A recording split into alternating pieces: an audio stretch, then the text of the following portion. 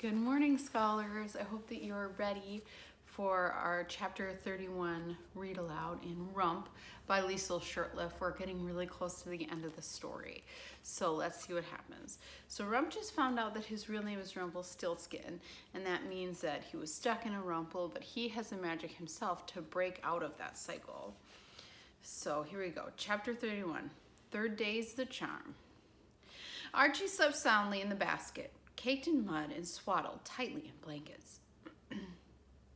He needed to go back to his mother, and he would. I knew that now. Nothing was binding me anymore, not the miller or the gold or a rumple. I knew I could set everything right, and I started to spin the final stages of my plan.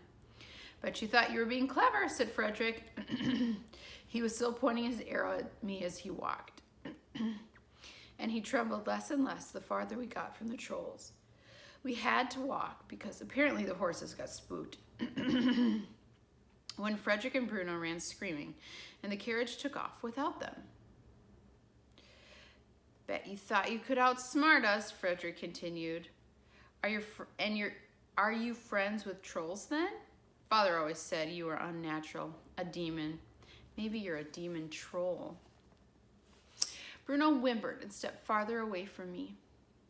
He looked as if he thought I would turn into a troll and eat him. "Trolls are actually quite nice," I said. "Much nicer than you." "Ha!" scoffed Frederick. "You are a little demon." The sky was lightening, and we were almost back to the castle. As we traveled, I scanned the sides of the road for what I needed. With all the gold in the castle, the pixies were naturally drawn to this place. There had to be nests everywhere. I looked carefully between the rocks and in the nooks of the trees. There, I could see one, resting just inside a hollow tree. "Where are you going?" asked Frederick, as I fearlessly moved off the road. "Nature calls again." "Get back here or I'll shoot you." "Now, Frederick, I don't think I'll be able to spin gold very well if you do that." I smiled back at him, enjoying his furious expression. Bruno pranced back and forth like he might wet himself. When I reached the tree, I gingerly removed the pixie nest and placed it in the side of Archie's basket. The ground was still frozen, so I knew the pixies would be sleeping. I found two more in some shrubs, and another sticking out from a shallow crevice between the roots of a tree. That one was shiny. I looked closer, and to my surprise and delight, the nest was woven with fine strands of gold. So King Barf hadn't been able to keep all the gold safe. "All right, come out now, or I'll come in there after you," said Frederick. Quickly, I tucked Archie's blankets around the nest to hide them. Then I took off my coat and clawed into the hard ground for dirt and piled it up in my coat. Archie slept soundly through it all. Mothers all over the kingdom might like to know the troll's recipe for sludge.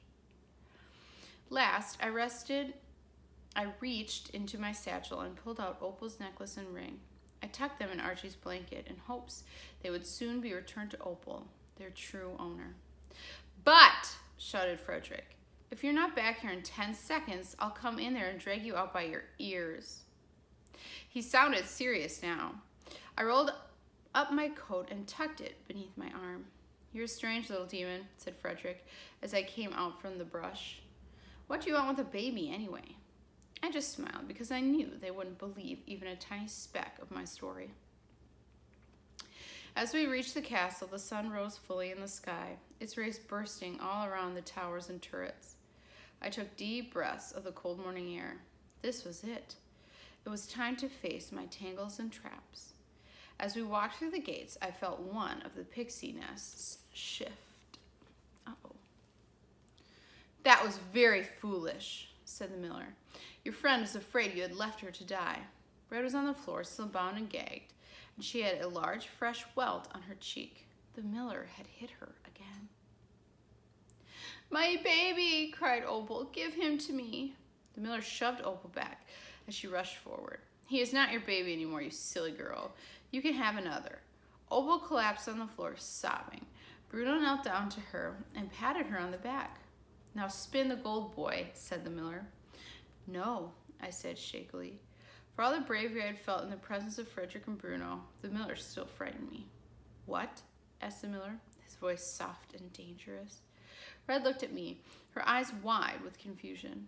A faint hum came from the nest in the basket. No one else seemed to notice, but to me it was shrill. I was shaking. The miller's face was nearly purple. He clenched and unclenched his fists.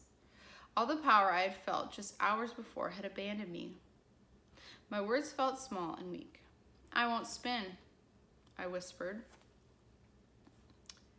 Oswald stepped close to me, his belly pressed against Archie's baskets and the nests. The humming grew louder. Archie began to squirm, and he chirped like a small bird. We made a bargain, boy. What do you think will happen to your little friend if you don't keep the bargain? Bargains, bargains, the bargains! I saw it now. You have not kept your bargain either, I said. What? Snarled Oswald. Your friend is still alive. I could have... That's not what you promised. You promised me my friend unharmed. Clearly, you have broken your promise, so there is no bargain. The miller's face turned a deeper red than his cherry tomato tunic.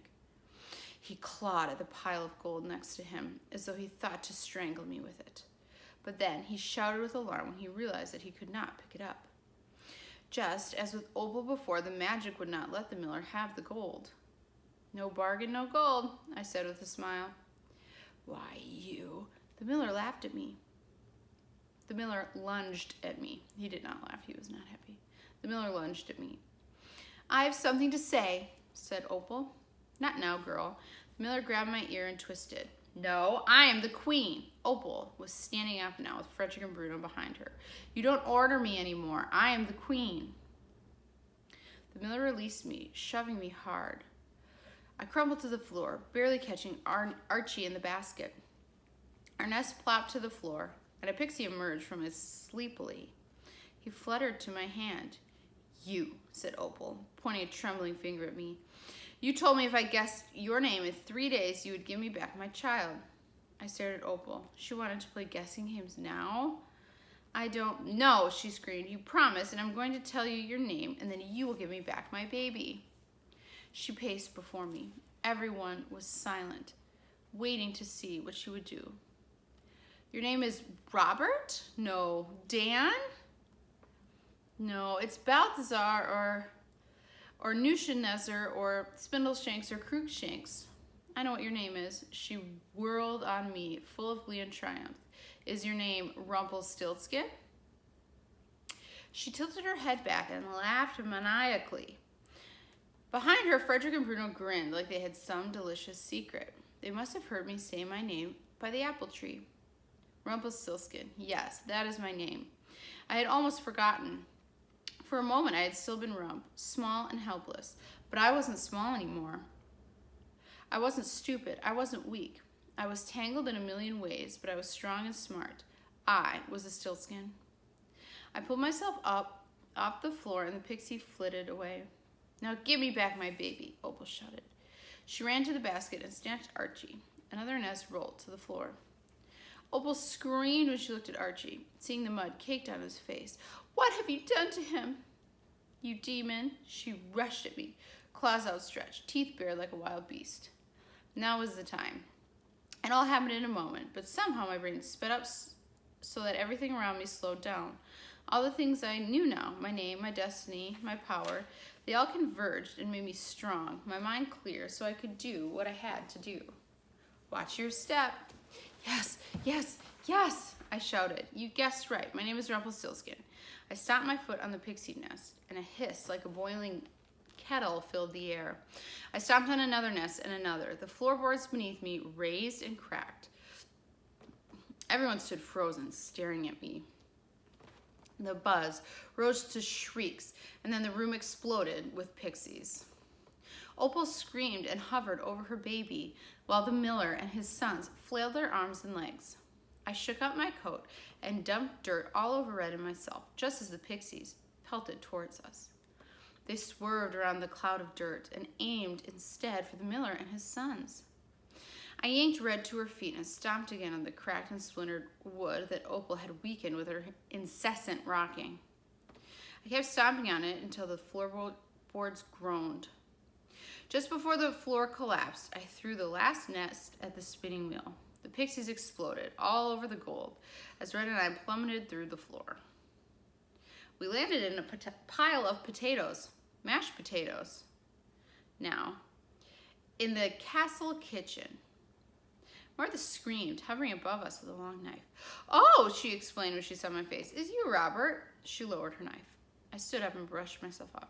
"Hello, Martha. Can I borrow that?" I took the knife in her hand and cut the ropes from Red's wrists and ankles. She pulled off her gag and gasped for breath. Martha looked from the ceiling down to Red and me. The shouts and screams echoed above us. The pixies must be going nuts with all that gold. "Robert, what in the world?" "My name isn't really Robert," I said to Martha. "It's Rumpelstiltskin." "Rump what?" said Martha. "Rumpelstiltskin. Isn't that a wonderful name? I'll tell you my whole story someday. It's a really good one. But now isn't the best time. May we..." I nodded in the direction of the kitchen door. Martha simply gasped. She looked from me back to where the shrieks and screams and stomps rattled the ceiling. I took Red's hand and walked towards the door. "Wait," said Martha. "Take some pies." We grabbed the food, thanked Martha, and then ran for it. All right. So Rump did find his way, or Rumpelstiltskin did find his way out of the tower and out of the gold. Our last chapter that we'll read tomorrow is called Chapter 32, From Small Things. Have an awesome day, and I'll see you guys again tomorrow. Bye.